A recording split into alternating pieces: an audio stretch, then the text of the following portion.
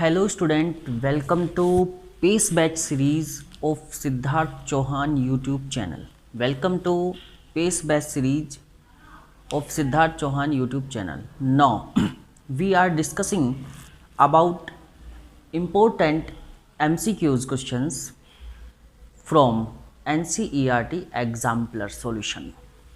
तो स्टूडेंट जैसा कि आपको पता ही होगा कि हमारे चैनल पर NCERT के first chapter chemical reaction and equation science 10th के एग्जाम्पलर का सॉल्यूशन चल रहा है। उसी को आगे कंटिन्यू करते हुए क्वेश्चन नंबर 5 से मैं लेक्चर को शुरू करने जा रहा हूं। अगर किसी ने सब्सक्राइब ना किया हो तो प्लीज़ वो चैनल को सब्सक्राइब कीजिए, क्योंकि 90 डेज़ में आपका 10th का कंप्लीट सिलेबस, सारी वीडियो और सारे इम्पोर्टेंट क्वेश्चंस और सभी क्वेश्चंस के एक्सप्लेनेशन इसी चैनल पर आपको per day by day video दिया जाएगा। और आपके best of luck for your board examination. तो बेटा क्वेश्चन नंबर 5 है ये। क्वेश्चन नंबर 5 में 3 beakers labelled as ABC, 3 beaker होते हैं जिनको हमने लेबल कर दिया है ABC के रूप में। मान लीजिए ये एक बीकर A है, ऐसा मान लो कि 3 बीकर है हमारे पास ABC।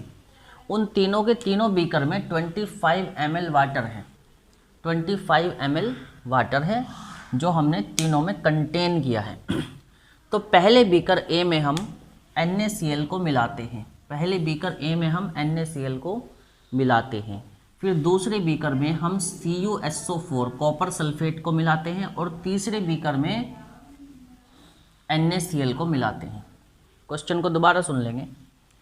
3 beakers labelled as A, B and C, 3 beaker होते हैं, उनको हम A, B, C मान लेते हैं। 3 बीकर होते हैं जिनको हम A, B, C मान लेते, each containing 25 ml water, each containing 25 millilitre water. तो तीनों जो हमारे पास बीकर हैं ABC, उन तीनों में 25 ml के करीब 25 ml वाटर है, तीनों में 25 ml वाटर है, ऐसा है।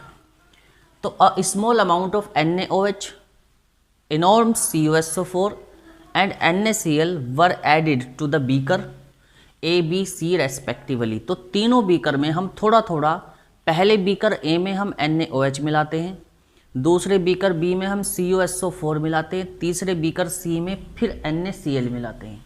तो पहले बीकर में कास्टिक सोडा मिलाते हैं, दूसरे बीकर में कॉपर सल्फेट मिलाते हैं, तीसरे बीकर में सोडियम क्लोराइड मिलाते हैं।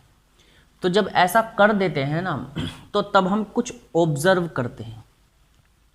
क्या ऑब्जर्व करते हैं? क्या ऑब्जर्व किया गया था? इट वॉज ऑब्जर्व दैट, कि ऐसा कुछ ऑब्जर्व किया गया, there was an increase in the temperature of solution containing in beaker A and B। तो जब हमने कंटेनर A और B में, A में NaOH और B में CuSO4 मिलाया, तो उस केस में हमारा टेम्परेचर क्या हो गया था? वो बढ़ गया था। Increase in temperature of the solution containing in beaker A and B, where in a case of the beaker C, जबकि बीकर C में टेम्परेचर गिर गया था, मतलब टेम्परेचर फॉल हुआ था। किस में? बीकर C में। तो हम ऐसा कंसीडर करते हैं कि ये हमारे पास मान लो एक बीकर A है और ये बीकर B है दूसरा, फिर एक ये बीकर C है। तो जब इन तीनों बीकर में, पहले बीकर में हमने NaOH, दूसरे बीकर में हमने मिलाया था CuSO4 और तीसरे बीकर में हमने मिलाया था बच्चों NaCl। तो तीनों बीकर में 25 ml वाटर था और उसमें हमने NaOH, CuSO4 और NaCl मिलाया था। तो इस वक्त क्या हुआ था? ये बीकर A है, ये बीकर C है और ये बीकर A है, ये B है और ये C है। तो A और B दोनों का टेम्परेचर बढ़ा था और इसका टेम्परेचर गिरा था। दोनों का टेम्परेचर A और B का बढ़ा था और C का टेम्परेचर डाउन हुआ था। तो यहाँ पर हमारे पास 4 स्टेटमेंट दिए हैं। पहले स्टेटमेंट में कहा है in beaker A and B exothermic process has occur, कि ए और बी में एक्सोथर्मिक प्रोसेस हुआ। एक्सोथर्मिक प्रोसेस वो प्रोसेस होता है, एक्सोथर्मिक प्रोसेस वो प्रोसेस होता है जिसमें सब्सटेंस की केमिकल रिएक्शन होने के बाद उसका टेम्परेचर बढ़ जाता है, तो उसको एक्सोथर्मिक प्रोसेस बोलते हैं। तो ए और बी में ऐसा हुआ था, तो ए और बी एक्सोथर्मिक प्रोसेस है। उसके बाद बी, ए और B endothermic process, endothermic process ये नहीं है, क्योंकि जब टेम्परेचर बढ़ता है तो एक्सोथर्मिक प्रोसेस होता है, और जब टेम्परेचर डाउन होता है तो एंडोथर्मिक प्रोसेस होता है। भाई एक स्टेटमेंट तो हमारा ठीक है, सेकंड स्टेटमेंट गलत हो गया। इन बीकर ये मिस्टेक कैसे हो गई भाई? क्वेश्चन 5th, हाँ तो इसका है state in beaker C exothermic process, तो बीकर सी में भी एक्सोथर्मिक प्रोसेस नहीं हुआ होगा। In beaker C endothermic process, तो बीकर सी में एंडोथर्मिक प्रोसेस ओक्योर होगा, तो इसलिए first and fourth will be right statement for this condition. तो इसलिए आपका फर्स्ट एंड फोर्थ आता है सी ऑप्शन में, तो C option is correct option, C option is correct option, क्योंकि ए और बी एक्सोथर्मिक प्रोसेस ओक्योर करेगा और सी एंडोथर्मिक प्रोसेस ओक्योर करता है। Is that clear? जिसको स्क्रीनशॉट लेना है वो स्क्रीनशॉट ले लेगा।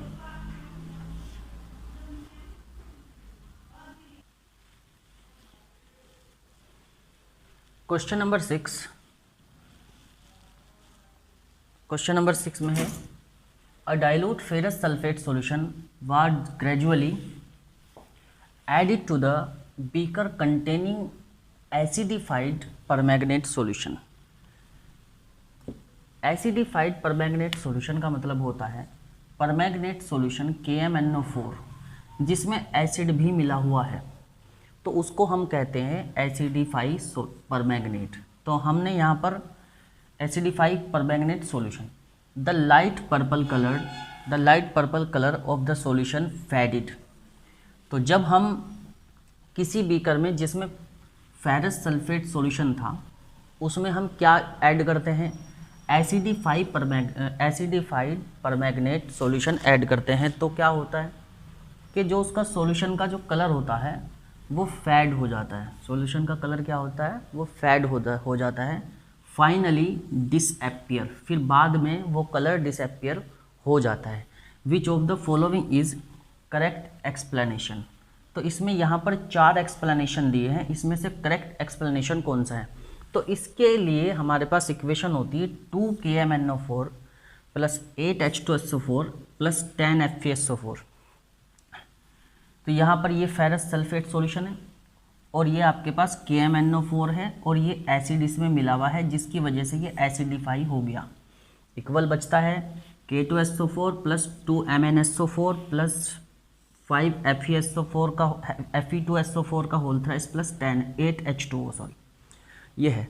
तो इसमें क्या हुआ है बच्चों, ये फर्स्ट ऑप्शन इसका ठीक होगा क्योंकि KMnO4 is oxidised agent in oxidation FeSO4। तो इसमें क्या है कि KMnO4 यहाँ पर ऑक्सीडाइजिंग एजेंट है। क्या है यहाँ पर, KMnO4 is oxidising agent, it oxidise FeSO4। तो ऑक्सीडाइजिंग एजेंट किसको कहते हैं वो डेफिनेशन हमने आपको बता दी थी, तो यहाँ पर आपको वो बात क्लियर हो गई होगी।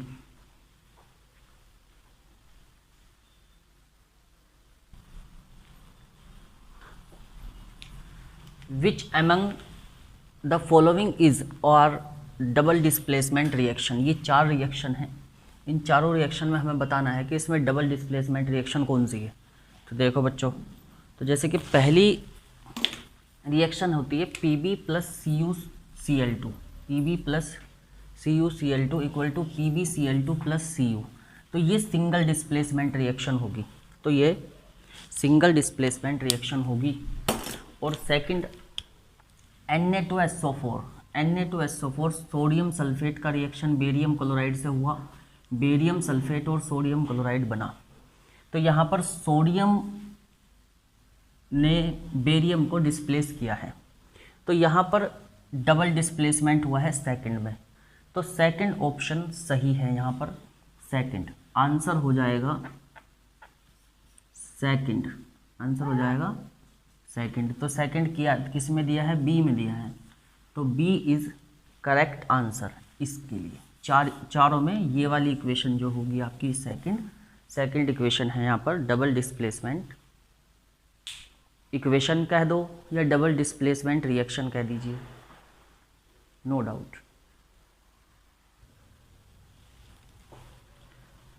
अब इसके बाद है बच्चों question number 8, which among the following statement are true expose of silver chloride to sunlight. जब हम सिल्वर क्लोराइड को सनलाइट में रखते हैं for a long duration turn grey due to, तो काफ़ी टाइम के बाद जब सिल्वर क्लोराइड को हम AgCl, सिल्वर क्लोराइड होता है AgCl, तो AgCl को हम सनलाइट देते हैं, जैसा कि हमने डिकम्पोजिशन में पढ़ा है, तो हम उसको देते हैं सनलाइट।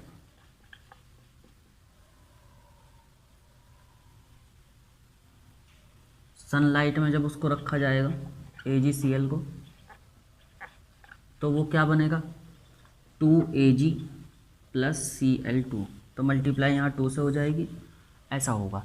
तो ये क्या हुआ कि ये एक सिंगल सब्सटेंस था, इसके दो नए सब्सटेंस बन गए, तो ये क्या हुआ फोटो डिकम्पोजिशन। तो यहाँ पर ये स्टेटमेंट जो दिया है आपको, ड्यू टू फॉर्मेशन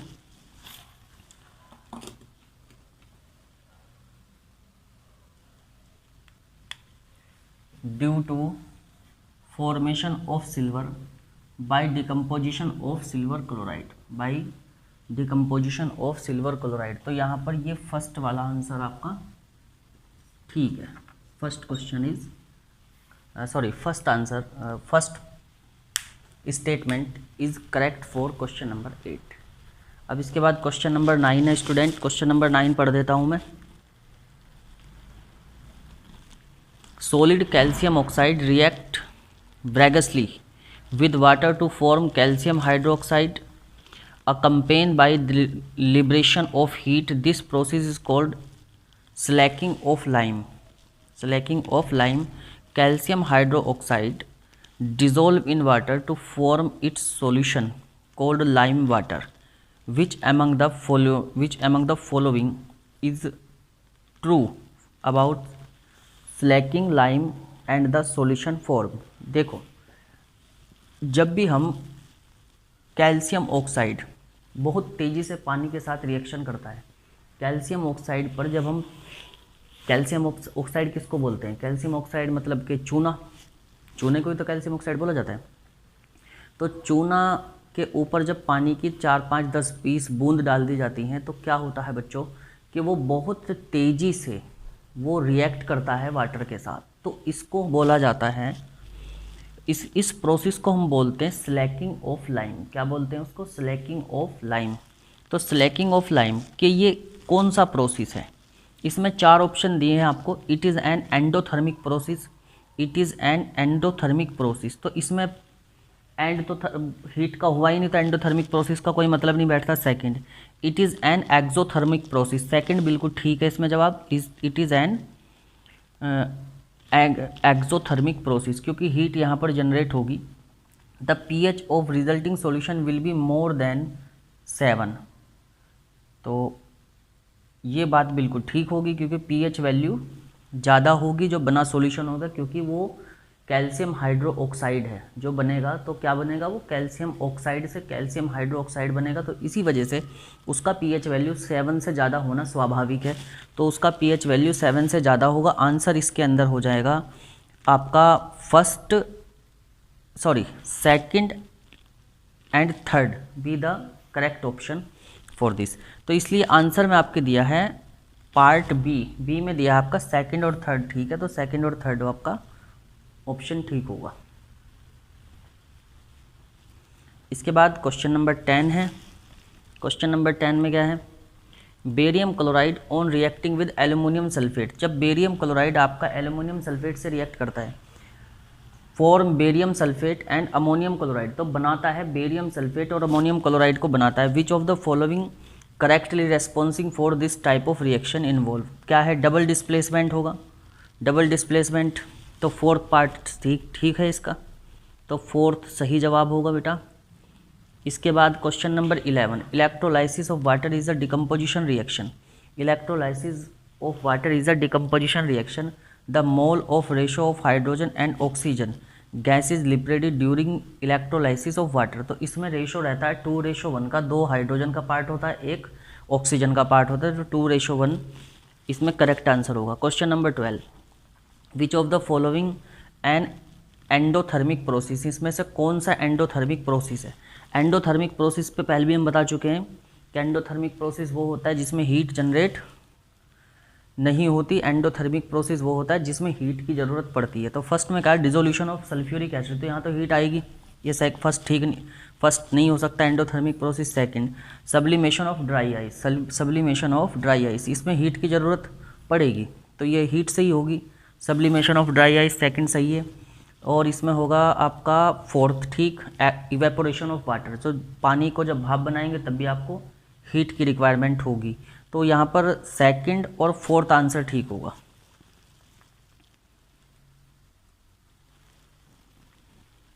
तो बेटा अब यही आपके इम्पोर्टेंट क्वेश्चंस थे। फिर इसके बाद अब हम लोग आगे चलेंगे। क्वेश्चन नंबर, अब हम